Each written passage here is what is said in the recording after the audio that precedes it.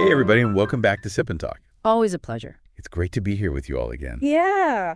You know, just the other day, I was trying to make some fancy coffee at home, and let's just say it ended up looking more like mud than a latte. Oh, no. My barista skills definitely need some work. Hey. What about you? Well, nothing quite as disastrous as your coffee adventure, but yeah. I did spend an embarrassing amount of time trying to figure out how to use a self-checkout machine at the grocery store. Those things. I felt like I was in a sci-fi movie gone wrong. I feel that technology can be so humbling sometimes. It really can. But hey, speaking of humbling experiences, we wanted to take a moment to give a big shout out to all of our amazing listeners in Taiwan. Yes. Happy New Year. Happy New Year. We're so glad you're here with us. Absolutely. We wish you all a fantastic year filled with good health, happiness, and maybe a few less technological mishaps than we've had. Definitely. Yeah. Speaking of exciting things, today we're diving into a topic that hits close to home for many of our Taiwanese listeners. Taiwan and China. Right. Now, we all know there's a lot of history and tension there. Yeah. But today, we're going beyond the headlines and exploring the fascinating differences that shape life for people on both sides. Absolutely. You know, this whole deep dive was sparked by a YouTuber named Oafs who made a documentary about China's unification tactics that really blew up online. Right. And it raised a ton of questions about dual citizenship, national identity, Right. and how these two nations are maneuvering on the international stage. Exactly. So let's unpack this, starting with the whole dual citizenship controversy that Oath documentaries brought to light. Yeah. Essentially, they exposed how China's been encouraging Taiwanese citizens to obtain Chinese ID cards. Okay, so China wants to bring people closer, but what's the big deal with having both ID cards? Right. Like, are there real consequences for Taiwanese people? There are, and it's where things get interesting under Taiwanese law. Getting a Chinese ID card can actually lead to the revocation of your Taiwanese citizenship. What? And that's a huge deal because it means losing access to healthcare, Social Security, all those benefits that many people rely on. Wow. Okay, so it's not just a symbolic thing. It's a life-altering decision. Yeah. What's even more surprising is that reports suggest that over 200,000 Taiwanese people might already have Chinese ID cards. That's a massive number. It is, and it shows just how complex this issue is. The Taiwanese government's been investigating these cases and urging people to think carefully before getting a Chinese ID.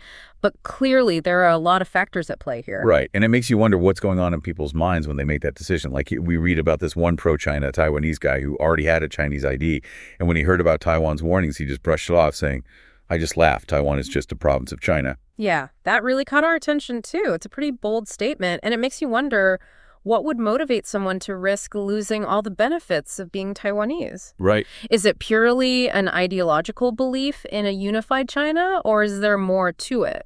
That's what we're going to try and figure out because it seems like a huge gamble. Yeah. What would make someone so nonchalant about potentially losing their Taiwanese citizenship? Well, it's definitely complicated. I mean, for some, it could be a deeply held ideological belief in a unified China. But there could also be practical considerations like access to economic opportunities in China, maybe even better Social Security benefits, things that could be tempting, especially for people who are struggling. So it's like a tug of war between ideology and practicality, right? Mm. You've got your beliefs pulling you one way, and then you have these real-life benefits pulling you the other. Exactly, and it highlights the power of personal beliefs and motivations. Right. How strongly do you identify with a particular nation? Right. What are you willing to sacrifice for that belief? Deep stuff. And it makes you think about the future of the relationship between China and Taiwan. Yeah. How will these individual choices play out on a larger scale? Exactly. It's like each person is making a choice that ripples outward and affects the bigger picture. And speaking of the bigger picture, let's shift gears for a moment and look at how these two nations are perceived on the global stage. It's fascinating to compare and contrast their diplomatic landscapes, especially when it comes to who they're friends with and who they let in without a hassle. You know, it's almost like they're playing two different games. Okay. I'm intrigued. Tell me more. Well, for starters, China's got a lot of diplomatic allies, like almost 180 countries they have official ties with. And they've got visa-free agreements with a whole bunch of others, which means people from those countries can just hop on a plane and visit China without jumping through hoops. So they've got that we're the big guy on the block vibe going on. Definitely. But here's where things get interesting. Taiwan only has official ties with 13 nations, a much smaller number. Wow. That's a big difference. So does that mean it's harder for Taiwanese people to travel the world? Not necessarily. Here's the twist. Taiwanese citizens actually enjoy visa-free access to over 100 countries. Wait, really? More than China? Yeah. How does that even work? It's fascinating, right? Yeah. It shows that even without a ton of official diplomatic allies, Taiwan's built up a global reputation for being a reliable and trustworthy partner. So it's not just about how many friends you have on paper, it's about the quality of those friendships and the trust you build. Precisely. And it makes you wonder, what do these numbers really represent? Is it just about power and influence, or is there something more nuanced at play? That is a great question, and I think it's one we need to explore further. We're back, and I'm still kind of blown away by this whole visa thing. It's like Taiwan's got this secret weapon that nobody's talking about. It is pretty remarkable when you think about it. Even with fewer official allies, they've managed to secure this incredible global mobility for their citizens. It really makes you think about what it means to be a powerful nation in today's world. Maybe it's not just about military might or economic dominance anymore. Exactly. It's also about soft power, that ability to influence others through your culture, values, and reputation. Okay, so explain the soft power thing a little more for those of us who didn't major in international relations. Think of it this way. Hard power is like forcing someone to do something through threats or coercion.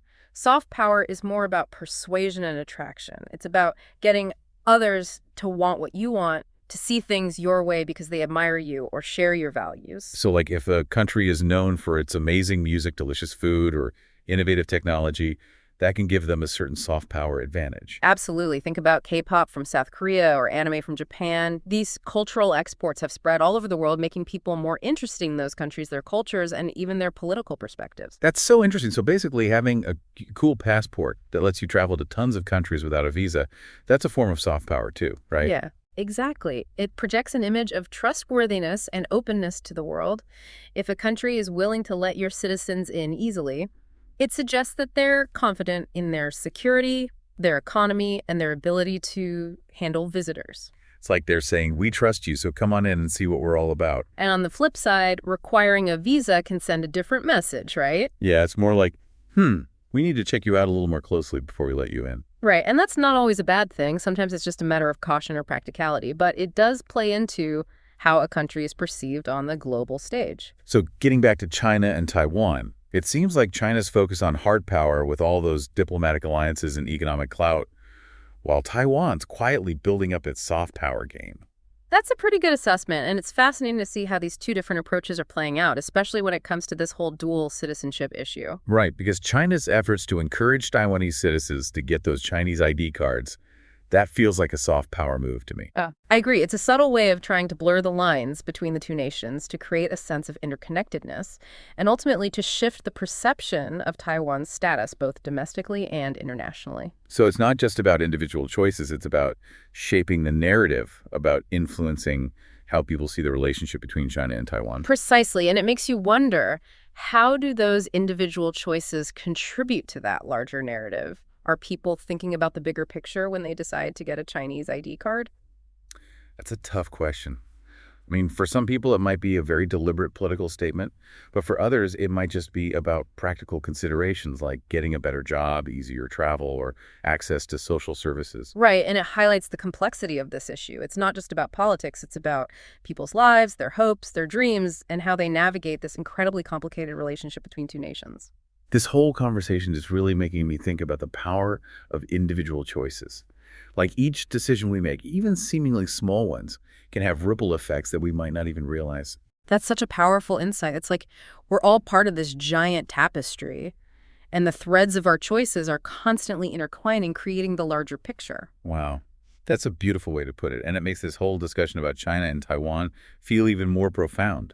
Absolutely. And it reminds us that even though these issues can feel distant or abstract, they're ultimately about real people and their lives. And speaking of real people, let's bring this back to our listeners. Why should someone tuning into this deep dive care about all this? What's the takeaway for them? You know, I think one of the biggest takeaways is the importance of understanding different perspectives. We've seen how people in Taiwan have such varied reactions to this whole dual citizenship issue. Some are outraged, some are indifferent, some see it as an opportunity. And it's so easy to just dismiss those who disagree with us or make choices we don't understand. But if we take the time to listen to their stories, to understand their motivations, their beliefs, their context, we can have a much more productive conversation. And maybe even find some common ground, even if we don't agree on everything. Exactly. And that's especially important when we're talking about complex, emotionally charged issues like national identity and political affiliation. So basically, let's all try to be a little more open-minded, a little more empathetic, and a little more willing to learn from each other. Couldn't have said it better myself, and I think that's a fantastic message to carry with us as we continue our exploration of this topic. Absolutely. Right. So let's pick up where we left off and delve a bit deeper into the implications of all this for both China and Taiwan. Okay, so we've talked about different perspectives and how those play into this whole dual citizenship thing, but I'm still curious about what China's ultimate goal is here. What do they gain by encouraging Taiwanese citizens to get these ID cards? That's a great question, and it gets to the heart of China's long-term strategy when it comes to Taiwan. On the surface, it might seem like they're just offering some perks and benefits to try and win over the Taiwanese people, but there's definitely a more strategic layer at play here. Okay, so what's the deeper strategy? Well, think about it this way. The more Taiwanese citizens hold Chinese ID cards, the more it blurs the lines of national identity. It creates this perception of interconnectedness, almost like Taiwan is already a part of China, even if it's not officially recognized that way by many countries. So it's like a way of subtly shifting the narrative about Taiwan's status both within Taiwan itself and on the international stage. Exactly. It's a classic soft power play. They're not using force or coercion. They're using incentives and subtle persuasion to try and achieve their goals. And it's pretty clever when you think about it. It is, but it also raises some tricky questions, right? Like, are people aware of the potential consequences of their choices? Are they thinking about how their decision to get a Chinese ID card might be contributing to this larger political strategy? That's the million-dollar question. And honestly, I don't think there's a simple answer. For some people, it might be a very conscious decision, a way of expressing their support for unification with China. But for others, it might just be about pragmatism, getting access to better opportunities or benefits. Right, like we talked about earlier, those competing forces of ideology and practicality.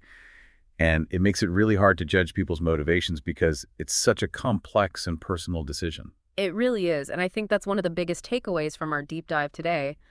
It's so easy to get caught up in the headlines and the political rhetoric, but ultimately this issue is about real people and their lives. We've covered a lot of ground today, from the personal stories of Taiwanese citizens grappling with the dual citizenship dilemma to the broader geopolitical implications of China's soft power strategy. And I think it's safe to say that we've only scratched the surface. This is a topic that could easily fill an entire book, let alone a single deep dive. So true. Yeah. But hopefully we've given our listeners a taste of the complexities involved and encouraged them to think more deeply about the choices we all make and how they can ripple outwards and impact the world around us. Absolutely. And as always, we encourage everyone to keep learning, keep asking questions, and keep engaging with these important conversations. And on that note, we're going to wrap things up for today. A huge thank you to all of our listeners for joining us on this deep dive.